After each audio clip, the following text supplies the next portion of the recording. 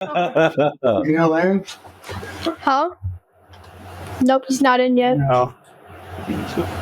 Oh, there he is. Oh. Neil's in the house. I'll be right back. Hey, so let me know if this stuff is too bright. We got like a legit system going on here that you guys are the first to see. Out of the shower, freshly shaved for you guys. Oh, wow. Is that light too bright? No, not at all. Because we could dim it and all that stuff. I think my room's brighter with the white walls. We don't get much good weather out in the night. And I told her, my wife, I said, I want to be outside as much as possible this year. So yeah, that's where we're at. Oh, I guess you got similar weather to us. We're not too far away in St. Louis. I am. It's like got in the 70s, low 70s today. I think here was like maybe like low 60s, but golly, what a change. Friday was like a monsoon. I'm sure you guys got it too. Yeah. I think the whole country got it from the Mississippi all the way up to Kansas. It was cold too. Yeah. Get your jello. Yeah, Thursday, Friday was super cold. Jello. All right. Hi, Neil. Hey, buddy. How are you doing? What happened when you get stressed? Look at that hair. Why are you so stressed? Smokes. I need a hat. Well, you get one of these. Yeah, super clean hat. No, probably block the light, I guess. No, you can give me a hat. We'll try it. I think I've got more hair on the back of my neck, girl, than I do the front of the head. Hey, there's nothing up. You don't ever see yourself in the mirror till you see yourself in the mirror and you're like, God, that is bad. Yeah. Ooh. So you got some like studio lights? Yeah. Since we started that new channel, the dang I can't start and film in the same day because of lighting. Yeah. You know, briskets, pork butt with the change of time and all that stuff. Yeah. So we broke down and bought it was long cooked, Yeah. Takes forever.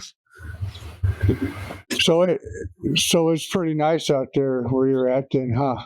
It did say, that's what I was telling Doug, that today is the day that I told her, I said, if we do this, I'm going to do it outside because I'm going to try to take advantage of being outside as much as possible this year. Yeah. I like it to begin with, but there's so many times where I just get tired and go inside, and then you miss nights like tonight. And I'm like, we'll try it. If it don't work, it don't work. We'll figure it out. You got anything smoking right now? No, not right now. We do have the long pastrami going on, so it's in a Browning phase now. Yeah. I think I'm going to try to go 10 days. Originally tried to go 7, but I think I might make it 10. I might make it 9. I don't know. Hell, who knows? I don't know. I'm tired of browning. It's not a griddle cook where you just bring the stuff out and cook it. I can tell you that. No. What are you guys up to? No, I just made a video the other day. Did you make any videos, Brian? No, I got that griddle at Walmart on a splurge, and then I came home and I make this taco dip, and my wife loves it, and she made me make it for her today. And she hasn't even eaten it yet. And then I made nachos. So, but I haven't done nothing. I got to make another video for another channel too yet. So I was you, Neil, trying to balance 2 channels at once. But mine are 2 different niches. Yeah. So I got tech and I got this, and this is pretty much, I talked to you about my name, so I didn't want you to get upset if I stepped on any toes on that. But I'm definitely a noob, man. I am a noob. So I think as is most griddle, most of our audience, and I think in everybody's audience, I would probably say 60% of our audience in any YouTube category is probably beginner, because once you learn it, you're just looking for basically thumbnails and titles for ideas, and after that, most people know how to put together most things. But I think I would probably consider most of our audience newbies. Well, and that's why I started a channel too. I mean, I started for other reasons, but the premise was, don't feel bad because you're new, because I'm new too. Yeah. But did you? You probably did because you're so busy. But I did a video, and it seems like it's going to do pretty good. So I might, once the weather starts to get better, it's refurb this turd. So I got to refurb this turd. Okay, so you got to check out the video if you haven't. I put it on Facebook to see if anybody out there has any old griddles that are just downright nasty, and to redo it, bring it back to life, season it for them, and give it back to them. So I got a whole bunch of responses from it. And I got a hold of a 22-inch Blackstone, one of the older ones. So it has the rear grease trap or whatever. But it was bad. So instead of stoning it and all that stuff, I went a different route, and that's where I think it stood out, because I took my power washer, I got an attachment that sucks sand up, and the power wash sand blast the whole thing, and it just cleaned it right up. And then I cleaned it up, and then I spray painted it with the high heat paint, and I actually put a push button igniter on it, because those click things suck. Mm-hmm. I just got the 22-inch. You got the orange one. I just got the 22-inch one, and I'm going to convert it over to a push button, because it doesn't want to come on all the time. I don't know if you've seen that problem or not. Yeah, I had the same problem. I think a lot of times, and I could be wrong, but it reminds me of the Camp Chef. I don't think the gas feeds through there consistently, and you got to turn it to high for 10 seconds, and then once you hit go, then I think there's enough gas in the line to light it. Well, I did that, and it went poof. Oh yeah. Well, we kept that one on camera. But On the for some reason, you're right. For some reason, it just don't light up right away like the other one should. Do you run your 22, Neil, on a 20-pound tanker? Yeah. Now, do you have to turn the gas on super slow? No. Whether or not you're supposed to, or whether or not you do, is another. Well, I have the very first 22-inch Blackstone. Again, they sold them on Home Shopping Network, before they sold them anywhere, and the regulator sucked in them really bad. So if you were just to turn your tank on normally like you would on any other grill, you'd be fine. But if you turned it on fast and hooked it up, it would block the regulator. There was like a safety in it, so you had to turn it on super slow. That's interesting. I definitely see a lot of comments like that, but I've never found myself. Yeah, but I think they fixed it now. Yeah, but yeah, this is the OG 22. Well, that 22-inch I just got, I haven't done the first cook. Doug was telling me about the season in the oven, and then I watched your video. And at the very end, you talk about seasoning in the oven. So that's the way to go. Well, I mean, so I did. I seasoned it outside. Did the first season. I came back. I don't remember if it was the same. That wasn't the same video. Then I turned around and did another video, season the rest of it in the oven, and it just comes out black. Mm-hmm. I mean, just fantastic though. So I still got to do a first cook on it. And then what was the advantage about even griddles, man? When you find a griddle that cooks even, your whole life just changes, because I mean your seasoning stays a lot more secure. I think. I don't know why, but these Blackstones, man, they got so many cold and hot spots that I think that's a lot of times why I feel frustrated that my seasoning deteriorates faster on the Blackstones than it does other griddles, because I don't think it has a pure edge seasoning like the Halo or the Traeger, where you're dealing with one, or even the Weber, you're doing 100% edge heating, where their oils can actually polymerize in the corners and on the edges, whereas a Blackstone, if you notice, anybody that got a brand new Blackstone, as soon as they do is post pictures about how did I do with my seasoning, and you look at it and the middle's black and the edges are clear, almost. It's like brand new looking. Yeah, it's like all you do, just burn it for 5 minutes, but you immediately see the burn pattern. And I just wonder if that's one reason why the seasoning on my Blackstone, every single Blackstone I've ever had, I found the seasoning struggled to stay consistently smooth longer without me having to break down and resurface it faster. Just a theory, but it does seem like it might. Well, so, and I might be doing it wrong. I mean, mine was in May, So I've had it since May, and the struggles I had season for the beginning, I'm surprised it's where it's at now. But I mean, I don't have any chipping, I don't have anything. But what I always do is soak, not soak it, but douse with water, scrub it, wipe the water off. I put a coat of oil on top of it, throw the hood down until the gets cooked. But I cook on it all the time too, so I'm surprised it hasn't worn down. You see these guys on your group, showing pictures of the chip-aways, and it's just started doing this, and it's ever use it in 3 months, and it's like, well, you gotta. I don't know. You're the king. I'm the noob, so I don't have any advice for anybody on that one. Yeah, Brian, you use it a lot. It builds that seasoning up real good the more you use it. Yeah. Well, my brother swears up and down on that bacon. And I'm taking the tip from Neil where it's, the bacon will break it down if you use too much of it. If I can remember some of your videos from the old days. Well, I think bacon is almost like the idea of cast iron. Like you've got this 100-year-old philosophy that didn't change with the times. Bacon today is not the bacon they had 100 years ago. So when people in chuck wagons, they have 1 piece or 2 or 3 piece of cast iron, they use it literally every single day, 2 to 3, 4 times a day, right?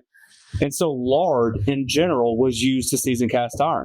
Well, also 100 years ago, soap was not used to clean cast iron because of the lye in the soap.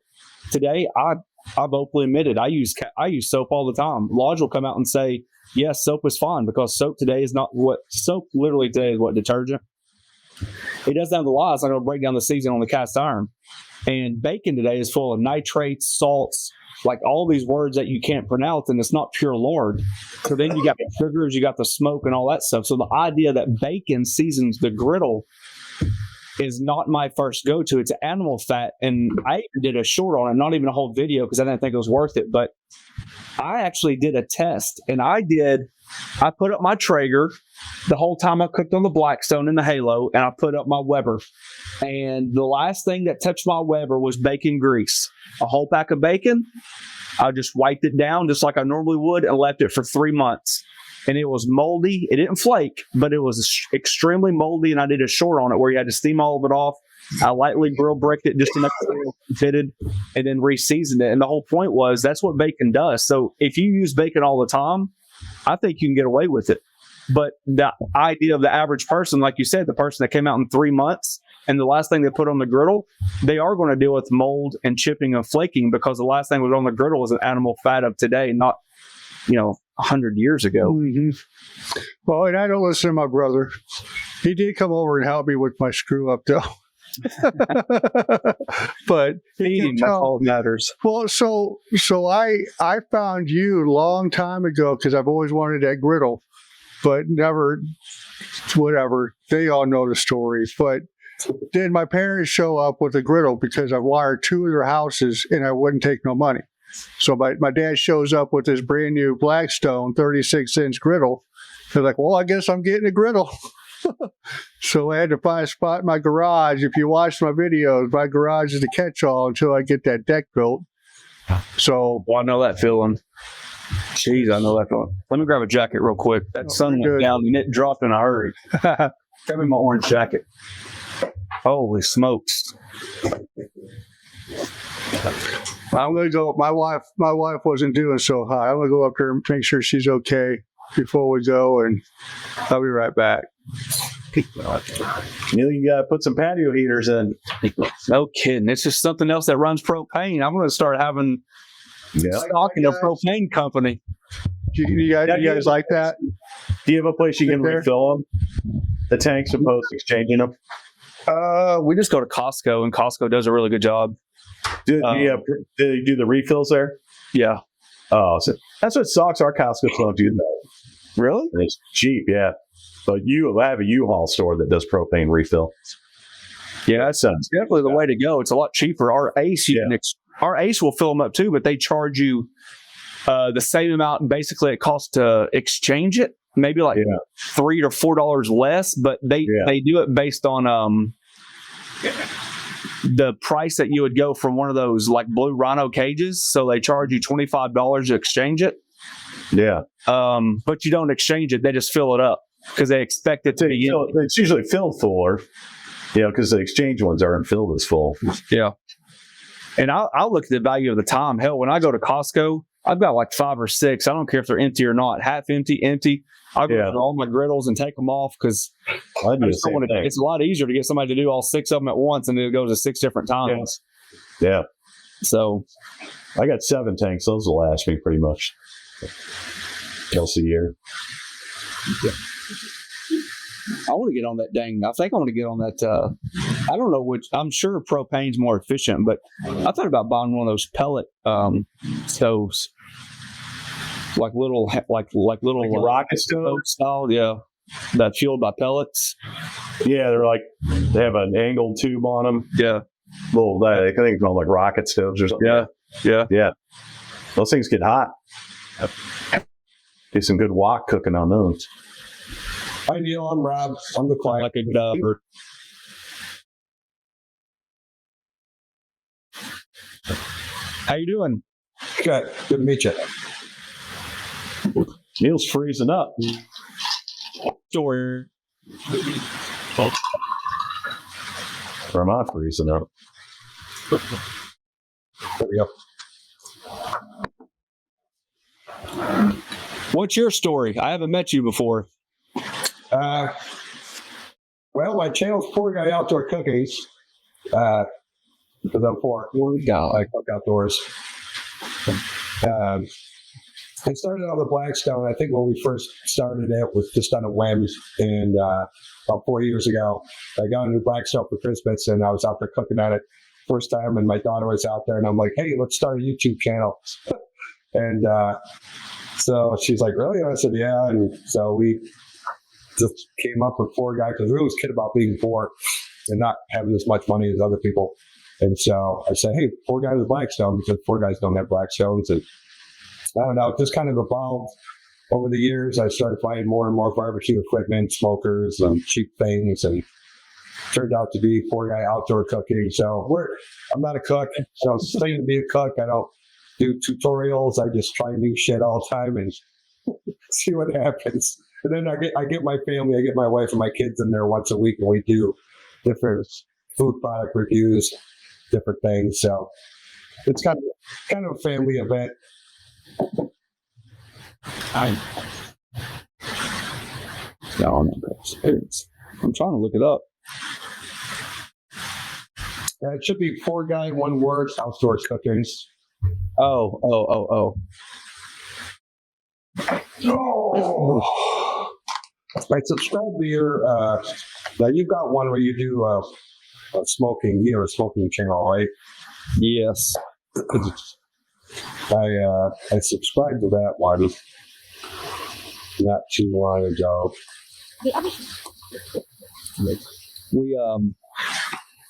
We did a lot of smoking on the Flat Top King, and then it came to a realization that we might have a really good chance of doing it. And so we just reached out to the audience and asked what they thought and all that stuff. And mixed emotions, mixed feelings. We still don't know if we made the right decision. I think you did. Yeah, I think you did too. Yeah. Is it politics? Is that what it is? Yeah. So when you did that last one, was worked more just what I wanted. yeah. Are you in Tennessee, Neil? Yes. Okay. Now I was talking to these guys. They said that you have a. What time is it? Are you gonna? I'll be right back, guys. So You got 4 minutes. I know. It's always you. Stop it. It's always you. Well, at least I'm on here. Okay? Well, I agree. And everybody can hear each other. Okay. Well, less of a shit show than normal. Usually technical issues and whatever. Go ahead. I'm just going to go connect. I'm going to do this intro because he's. I'm not waiting. That's hilarious. He's out here at 6. I'm telling you. It's typical fashion. So we are up. We are live. Wow. Welcome. So if you like that clip, you can check out the Flat Top King on our live show right here.